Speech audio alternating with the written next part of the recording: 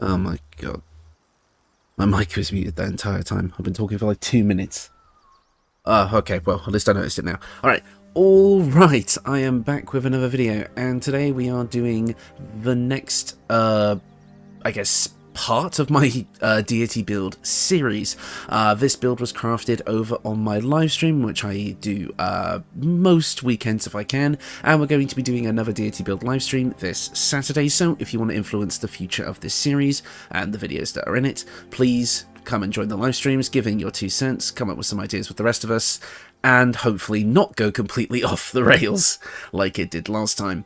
Anyways, today we are making the Chosen of Bahamut. Bahamut is the kind of good aligned dragon god, the opposite of Tiamat, which I have done previously. Feel free to check out that video if you like. And his kind of idea is he's like the platinum dragon, the god of justice. And that whole god of justice thing really stood out to me, because I mean, obviously we were going to make a Dragonborn, and I feel like, again, Bahamut is kind of like a very, I mean, he's got a lot of different things going on with him, but in my mind I feel like a follower of Bahamut is definitely going to be a Paladin, right?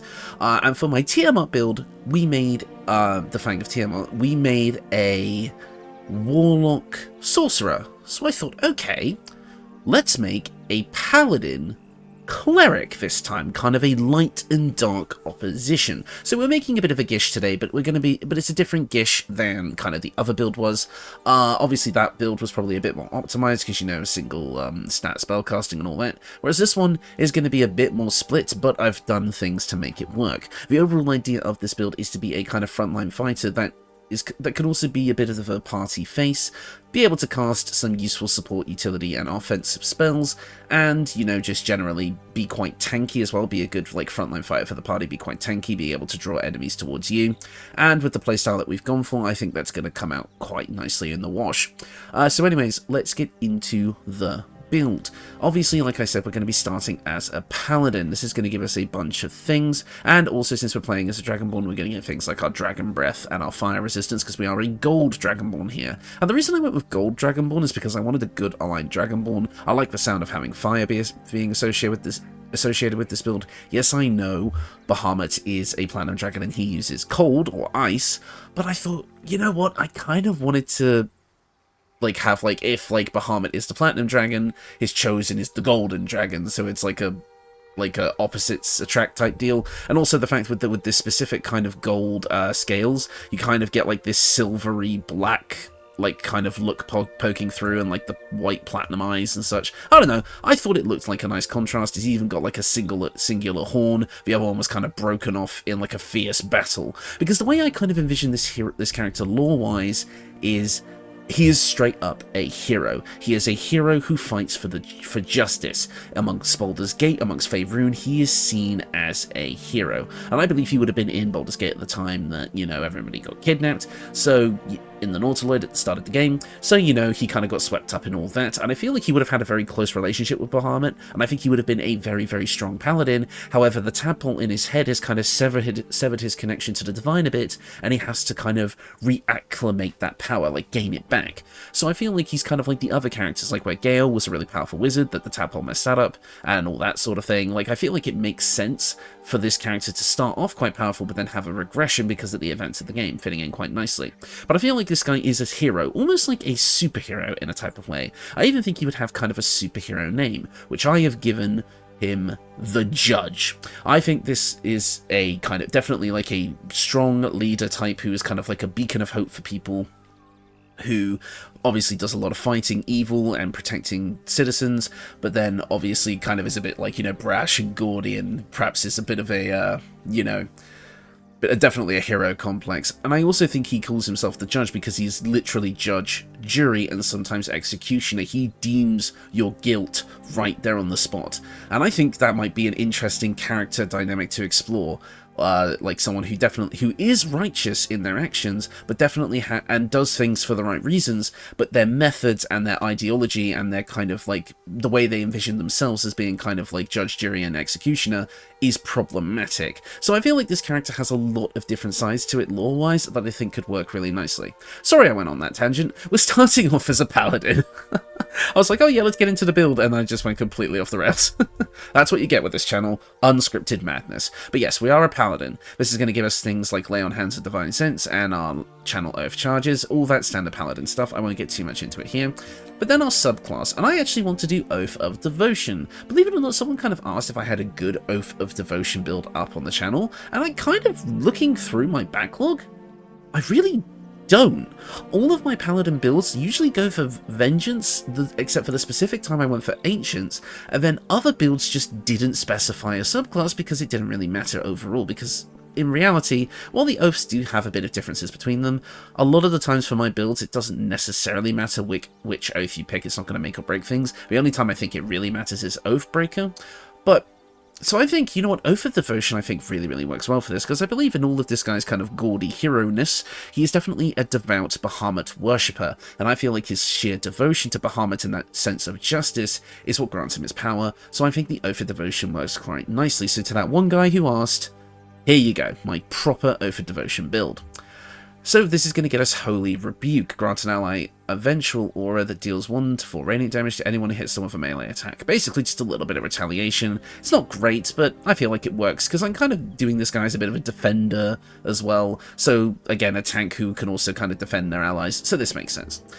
As for our ability skills, they're going to look really strange, because again, since I said, we're mixing Cleric and Paladin here, so this build is very multi-ability skill dependent, so we kind of had to make some sacrifices. Strength is at 16, it is going to be our main attacking stat, and remember, even though I'm not doing it for this build, but you absolutely could if you just wanted to kind of hand-wave it as a game mechanic. You could use the Potion of Everlasting Vigor here to give this a bump up to 18 and then later a 20 when you take an ability score improvement.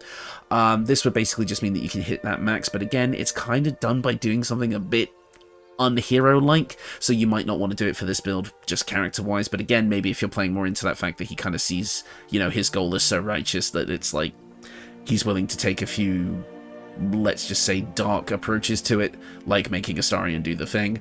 It's entirely up to you, but the Potion of Everlasting Vigor would be absolutely welcome on this build, but I don't think it's necessary.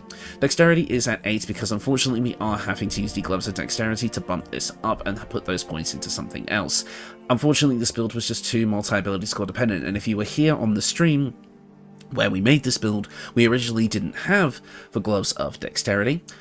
We had the Gloves of Heroism, which would basically mean when you when you use your Channel Oath ability, you gain Heroism, which means you can't be frightened, which seemed nice at the time, but honestly, it was such kind of a minimalist effect that was really just good for the overall theming and not much else.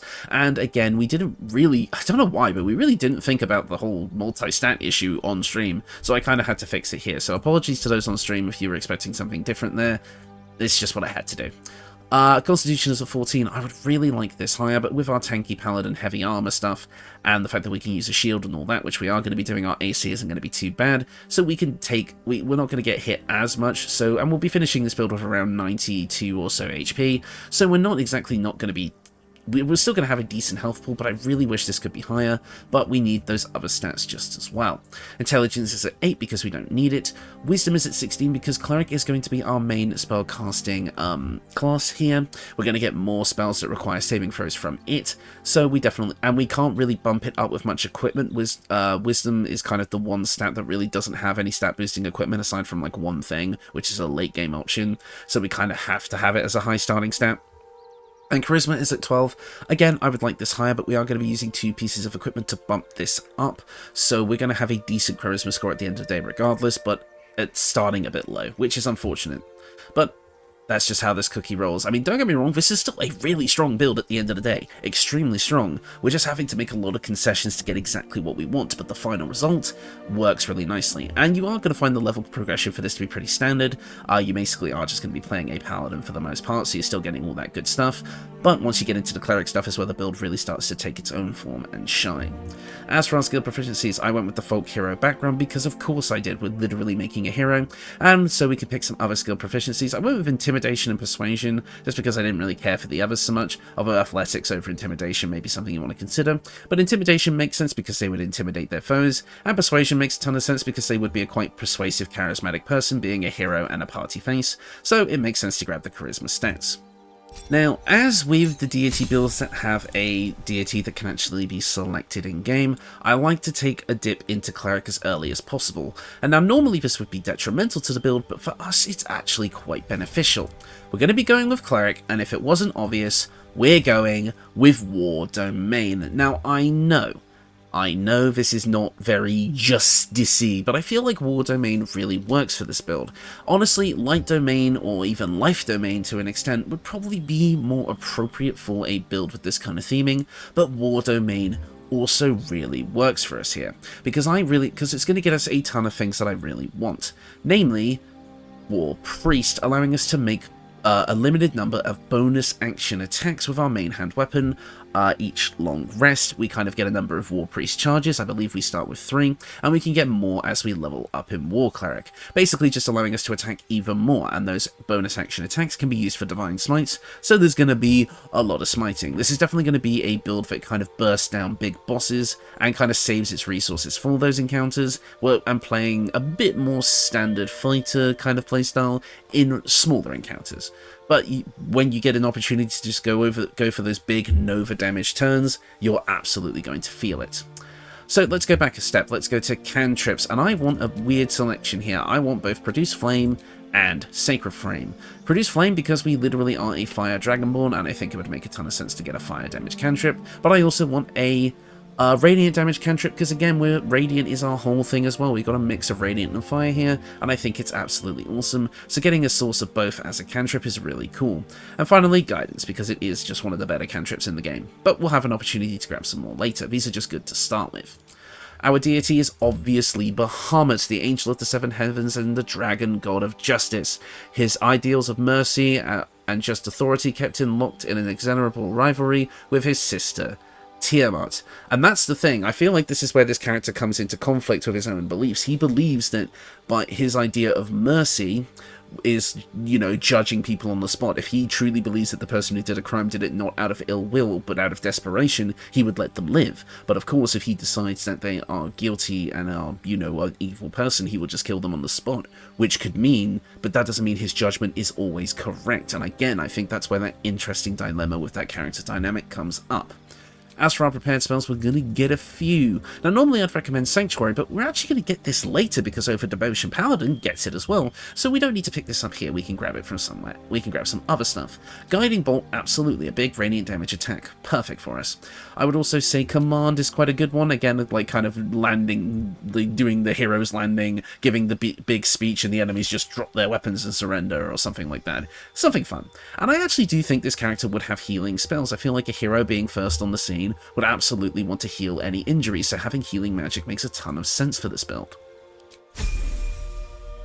You know, it wasn't my intention to build a superhero when we theory crafted this build on stream, but now that I've kind of done it, it's kind of fun. Anyways, I want to jump back over to Paladin for now, because I want to get all of our main Paladin features out of the way before we start going deeper into Cleric. Because I feel like you're going to do better with the level progression on this build if you just kind of play a straight Paladin with that dip in Cleric, and then once you reach the kind of level we're going to go to with Paladin, swapping into Cleric for just the extra power that comes with it. So, at level 2 of Paladin, we're going to be getting our Divine Smites, which you know we like. We're also going to be getting a fighting style, and because we're actually going sword and board for this playstyle, sword and shield, we're going to be picking dueling, allowing us to gain an additional 2 damage with our weapon since we're wielding it in one hand, because it works with a shield, so that's pretty good. And finally, we do get to prepare some spells, and I'm going to say since we're already getting command, let's grab Compelled Duel, again, being like, fight me, villain, I will send you to prison, I don't know, something along those lines. I would not be a very good superhero, so Compelled Duel makes perfect sense. I will also grab Divine Favor, because again, literally playing to Bahamut for extra damage makes a ton of sense here, and we're a Fire Dragonborn, so let's grab Searing Smite to top it off. Although obviously Heroism would totally be perfect for this build, it's literally in the name, and we'll have a chance to pick it up later. Later being right now, at Paladin level 3, we're going to be able to get our main subclass stuff, that being Sacred Weapon, allowing us to turn our weapon into a sacred weapon. It has a higher chance of hitting, and it emits a bright light. It is literally the light of the hero. The wielder's charisma modifier is added to the attack rolls made with this weapon. So, you literally become a light in the darkness for all those around you. It's awesome. We also gain Turn the Unholy, basically a weaker version of Turn Undead that we kind of will already be getting from Cleric anyway, but hey, we might as well pick it up. And as I said, we're going to get Sanctuary, so that works. We'll also get Protection from Evil and Good, which works on theme for this build, but is obviously not a spell I would be using very often. And like I said, we're grabbing Heroism so that we cannot be frightened and gain 5 temporary hit points each turn. Absolutely awesome. Whoa, that's a spin. Oh yeah, this is an interesting lore thing. So apparently Dragonborn don't usually have tails. If they have a tail, they're actually a bit more of a half-dragon. And I think that makes total sense for this character to be, like, so devoted to Bahamut. They become close enough that they kind of, like, get a tail. Like, they're so devoted to the god of dragons that they become even more draconic. I think that's kind of a cool feature. But anyways, let's keep going. We get to prepare another spell, and I'm going to grab Thunderous Smite, just another different type of smite. That'll give us a bit more utility. And we do get to take a feat at this level, and since we're taking these Paladin level first, let's grab Strength and bump it up to an 18. Now, you could be taking feats with this build, but I really think we need those ability scores more overall, but feel free to experiment with things as much as you'd like. It's entirely up to you. And so this is going to give us a Strength score of 18, and unfortunately, without the Potion of Everlasting Vigor, this is as high as it's going to get, but like I say, if you grab that potion, you can bump this up to a 20, but I'm not including it as a requirement for this build because, again, I don't know if it's something this character would do. When you play this build, you can do it however you like. I love spinning the characters. It's so fun. Like, why did Larian have to add that? That's just, it's so satisfying. Anyways, at a Paladin level 5, we're going to be getting extra attack, which is awesome for us. This means with our action, we can now make 2 attacks, and we can make an extra attack with our bonus action as well, which is awesome. We're also going to be getting some extra spells from our Oath of Devotion. We're going to get Lesser Restoration, again, perfect for a hero type. And also Silence, which I don't see coming up very often, but could definitely have some niche cases. Like, maybe the villain is doing their, like, evil monologue, and he just goes, Silence, and then they literally can't speak, and then he just beats them. Actually, I love this spell. The more I talk about this concept, the more I love it. You can tell just by the joy in my voice. Anyways, we do get some level 2 spells here, and I think at this point, I'd like to trade out Divine Favor for Branding Smite. It's kind of just a more powerful version, and this can be used with ranged attacks. I've not got a ranged weapon on this build, but if you wanted to throw a bow on this build, you absolutely could, and be able to basically use Divine Smite on a ranged attack, which I think works quite nicely. And for our final thing, you know, I might actually grab Bless. Well, I suppose we could keep Divine Favor. Oh, just do whatever you want. It really doesn't matter. And then finally, at Paladin level 6, we're going to get our Aura. Our Aura of Protection, meaning that we add our Charisma modifier to saving throws of ourselves and our allies within 3 meters. This is kind of just the final thing we want to get from Paladin. We're also going to be getting level 2 spell slots here. But, like, you could actually maybe not do this level. We're not going to level 7 here, because if I'm being honest, the aura that Devotion Paladins get, that being, I don't know, actually, the Aura of Devotion, I guess, it only protects yourself and your allies from being charmed, which I don't think is really worth taking that extra level when we could be getting other things from Cleric. And then if you don't feel like this level is worth it, and you'd rather go 7 levels in Cleric, or maybe pick up a level of Fighter or 2, or something like that, you totally could. But I'm going to kind of just go for a 6-6 split here, but just know that these levels aren't set in stone. A 5-7 split could also work on both ends. So yeah, definitely, but Aura of Protection is always nice to have. Anyway, and we do get an extra spell at this level. Let's grab Aid. I've started doing it now. I'm going to keep spinning the character. Anyways, let's just double check this. Yeah, Aura of Devotion, basically, you and nearby enemies. You and nearby enemies. Oh my god, that's all, folks. I can't speak. You and any nearby allies can't be charmed. Oh my god, why was that so hard to say? But we're not going to be taking that. We're going to be jumping back over to Cleric for the rest of our levels. This is going to allow us to use Turn Undead. We can basically make all undead run away from us. And we're also, because we're a War Cleric, we're going to be able to get our Channel Divinity here, which is Guided Strike, allowing us to add a +10 bonus to our attack roll, which is awesome. We also do get to grab an extra spell at this level, and it's changed my spells around. Hold on, we can go with something along these lines. At Cleric level 3, we're going to be getting some level 2 spells, including Magic Weapon, which we probably won't be using, but could absolutely work. And Spiritual Weapon, which we absolutely will be using because it's awesome.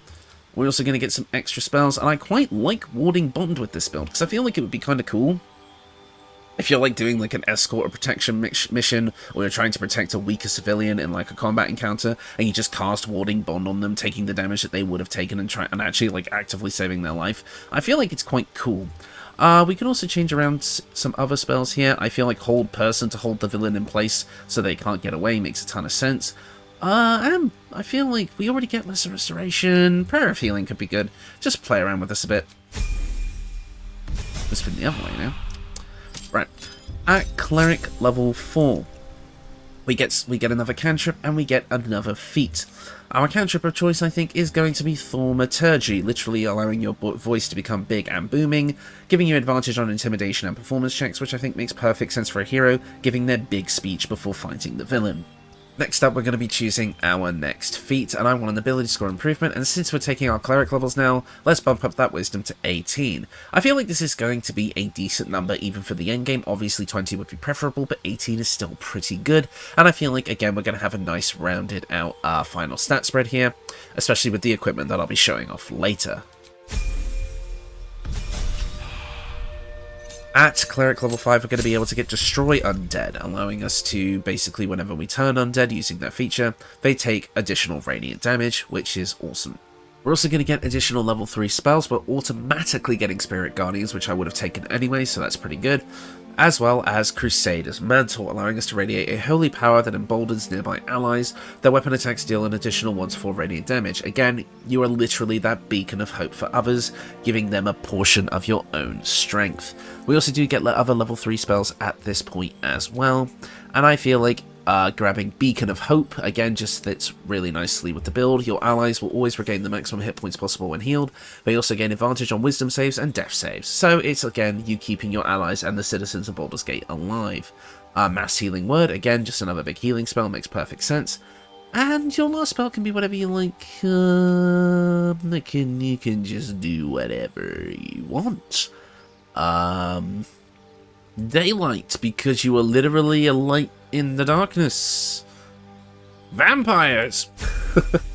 I don't know anymore. I'm slowly losing my mind. And next up, we are finishing off at Cleric level 6, giving us an extra Channel Divinity charge, and also Channel Divinity War God's Blessing, allowing you to give that +10 bonus to attack rolls to your allies as well as yourself. Again, we're very much a team player here. And we do get one more spell, and Revivify. That actually makes sense for this build. And that is the build. Overall, you're going to get a ton of utility with this build. You're going to be a strong powerhouse frontline fighter. We have that 94 HP, so we're a bit tanky. And as well, you're going to have all these different ways to buff yourself and your allies, and be able to do massive chunks of damage with things like Divine Smite, and also be able to control certain aspects of the battlefield with things like Turn Undead if you get it down. And obviously, Spirit Guardians is broken, as it always has been. So you've got lots to do here. In fact, you've got a lot of healing. Lay on hands, Healing Word and Cure Wounds. It's just awesome. I really, really love the whole theme that this build goes for, as this like radiant fire dragonborn. It's awesome. But the equipment is where this build really shines. Let's start off with the weapon Duke Ravenguard's Longsword. This is going to allow us to, whenever we kill an enemy, we gain temporary hit points equal to our charisma modifier, which again isn't that much as a base, but with our equipment we're going to have it at 16, so that's not too bad. That is a +3. Yes, I just wanted to make sure I was right about that. This is a +1 weapon, but it does also give us a +2 to charisma and the ability to use Commander's Strike, allowing us to lead the charge, giving our ally the ability to make an attack using their reaction next turn. Overall, just kind of a perfect weapon for this build, in my opinion. But this is an Act 3 option, so in Act 1, you can grab the Fowler Alluve. I know this is another deity's weapon, but as far as like a decent longsword in Act 1 goes, this is pretty much the best one. And it's also golden, so it kind of fits the theme.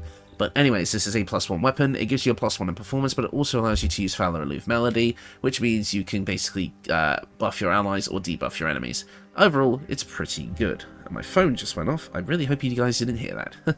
But I would definitely be gunning for the Duke Ravengard Longsword once you reach Act 3. As for our shield, we have Viconia's Walking Fortress. This gives you a +3 to your armor class, giving us a whopping 21 when all is said and done. It allows you to use a special type of shield bash that does force damage and knocks your enemy prone.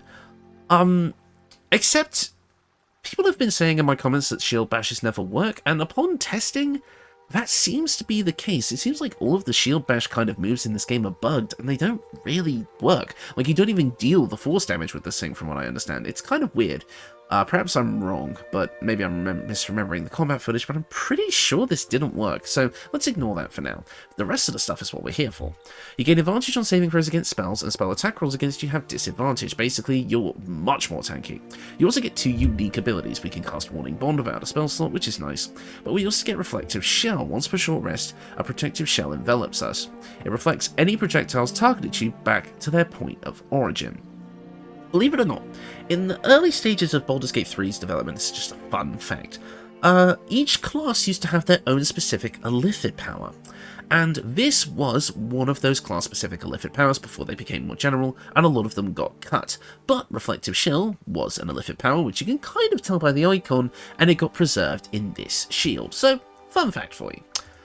Check the wiki, actually, if you want to see more. The Baldur's Gate 3 wiki that I always link the equipment to in the description. It has a lot of interesting trivia. Anyways, let's get into the equipment. Our headpiece is the Birthright, which is going to give us a +2 to Charisma, giving us that decent but not ideal 16. This is basically if you want to focus more on kind of the Paladin things like the smite spells and such like that, but it's not necessary if you don't really care about these things. You only really care about the regular Divine Smite. So if you wanted to swap this out for another option, you can, and this is an Act 3 option, so I'd recommend the Grimskull Helm, giving you basically making you immune to critical hits. You gain resistance to fire damage, which we unfortunately already have as a gold Dragonborn, but if you played as something else, you wouldn't have this problem. I would also give you a usage of Hunter's Mark, which I think works nicely for this build. Definitely a good Act 1 option. But if you want a different Act 3 option, you can go for the Helm of Baldur. This helmet heals you at 2 hit points for 2 hit points at the beginning of every turn, which is great. Gain a +1 bonus to armor class and saving throws, awesome. You cannot be stunned, and critical hits cannot be landed against you. Basically, the most broken headpiece in the game by far, but would fit perfectly for our hero. It's even golden, so you could kind of like... Nah, that looks goofy as shit. let's put that away. Yeah, but no, this could absolutely work as well. I would synergize with another piece of equipment we're using, but I'll get to that in a minute. However, as a default, I would definitely recommend the Birthright Hat, especially since you can get it quite early on in Act 3, as opposed to this, which, if you don't know what you're doing, it takes a bit longer to get. But you can actually get this without fighting a boss or doing anything too major, so, you know, you can beeline for it if you want. Our cloak is a throwaway option, put whatever you like here. I wanted a cloak on this build because I feel like it completed the look, and as such, this is the Mantle of the Holy Warrior, which I think just fits perfectly. It gives us a usage of Crusader's Mantle once per short rest. It's not going to use a spell slot if we want to use it.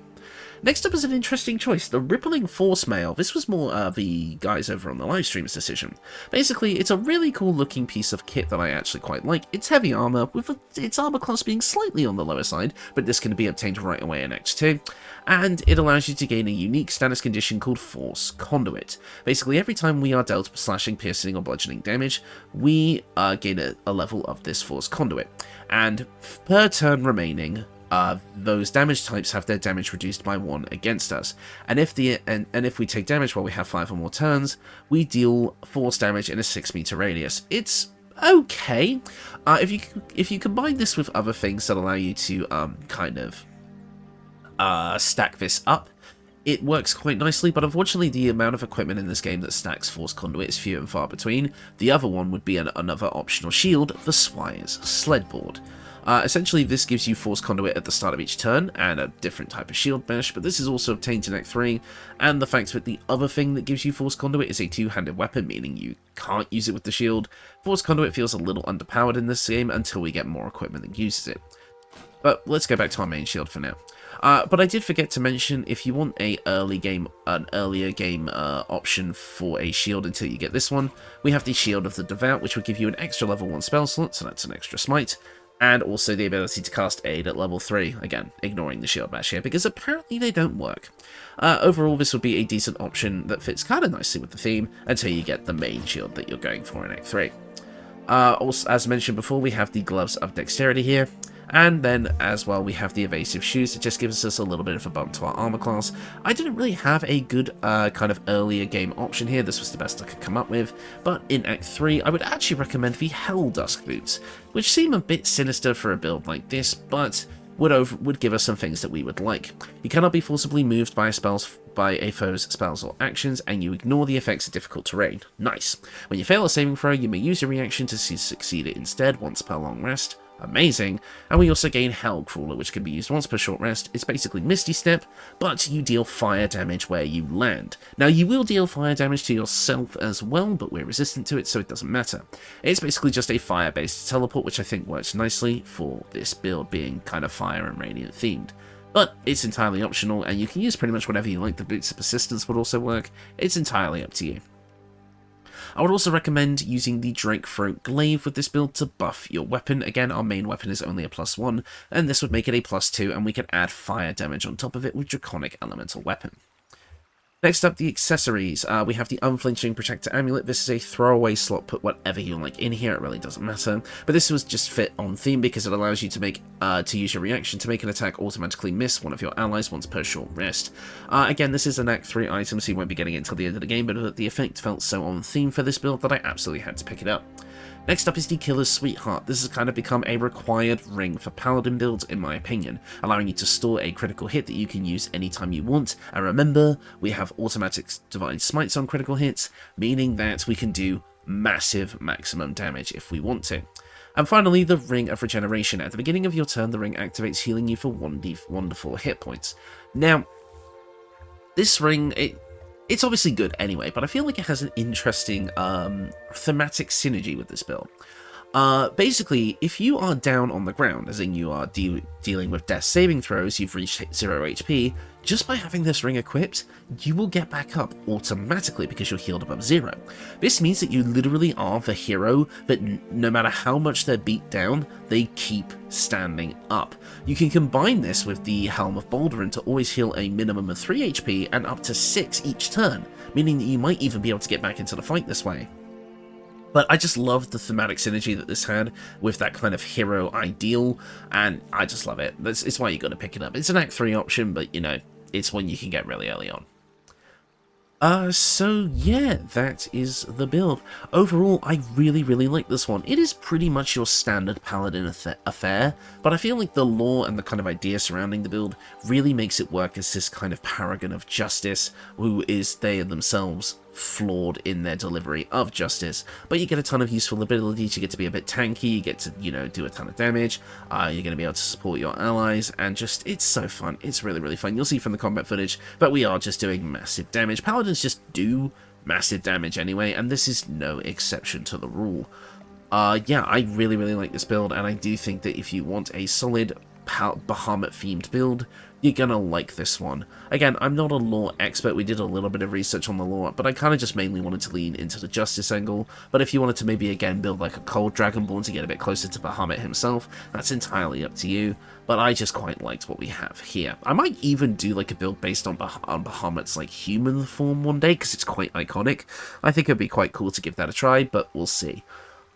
Anyways, end of video stuff. I did announce it at the start of this video and in a community post, but we are going to be doing another Deity build livestream on Saturday, so I really hope you guys come down for that and are able to kind of help influence what builds will be coming out next. I do need to do a livestream this weekend because this is the last Deity build I'm going to do and we're going to have one releasing on Wednesday next week instead of Friday, because next Wednesday is Valentine's Day, and I'm not looking forward to that one.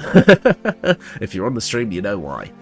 And yeah, I mean, not much to say about the channel. I mean, things are still going strong. We just hit like 5,700 subscribers earlier today, and that number is going to keep climbing. We'll probably hit 6,000 fairly soon, so that'll be interesting. We're getting ever closer to that 10k milestone, which is fun. I imagine we'll probably hit that somewhere if we stay on the same course as we are now, which is probably not likely. I imagine like Baldur's Gate 3 content will probably fall off, but by that point new stuff will have come out that I'll be able to experiment with and see what works.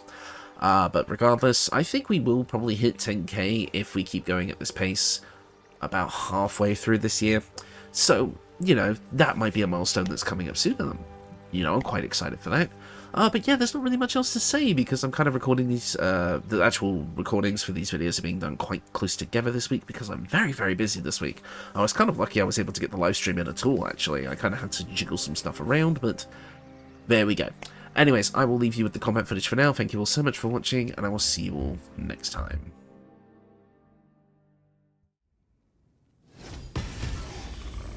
Everything's focused on us now. Let's get to the transponder and get out of here.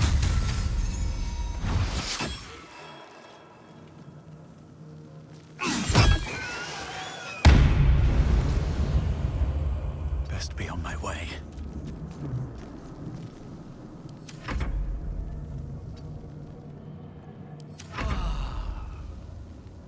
Have to keep going.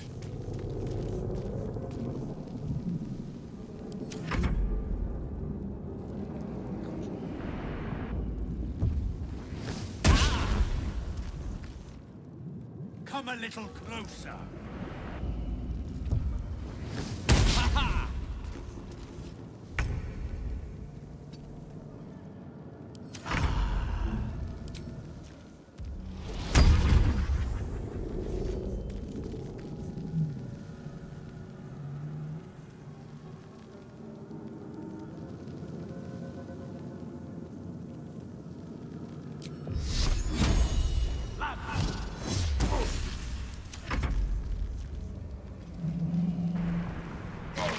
Stop the intruder! They must not escape!